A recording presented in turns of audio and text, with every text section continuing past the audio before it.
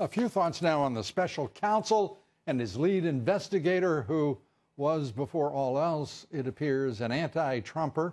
Robert Mueller and Peter Strzok obviously thought they were under no compunction to be fair, to be honest, to be decent.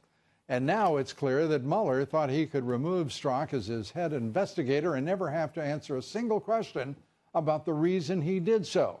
Congress is now making it clear that he will have to answer. And by the way, make that reasons, not reason. It's far more than one. The devout anti-Trumper was chosen to help lead the Clinton email investigation starting in July of 2015. He was central, in fact, to discussions about whether to prosecute Hillary Clinton. Strzok was also asked to work on Comey's draft statement, the purpose of which was to exonerate Clinton. Fox has learned that Strzok is responsible as well for changing the language in that statement from grossly negligent. Had that expression been used, there would have been no choice but to prosecute.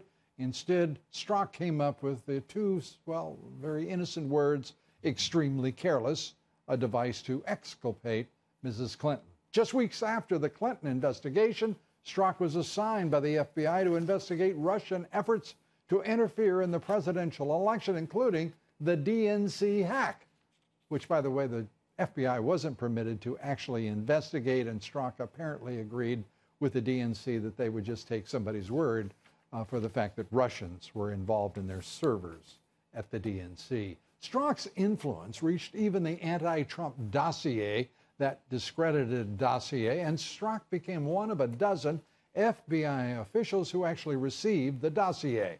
And then Strzok was assigned to oversee interviews of General Michael Flynn.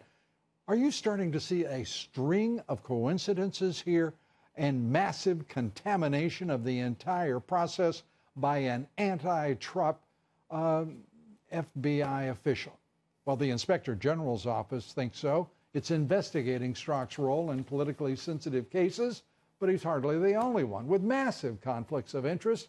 In fact, 9 of the 17 attorneys who served on the Mueller team and special counsel contributed to Democrats, more than half of them, and 5 of those donated individually to Hillary Clinton, all of which means that a call for the firing of Robert Mueller no longer really, truly satisfies any call for accountability.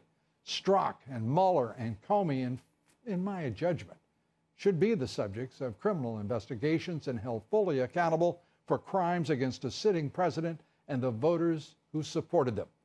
Just one man's opinion.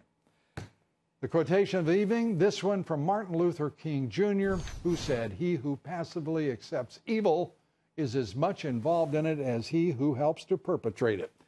He who accepts evil without protesting against it is really cooperating with it."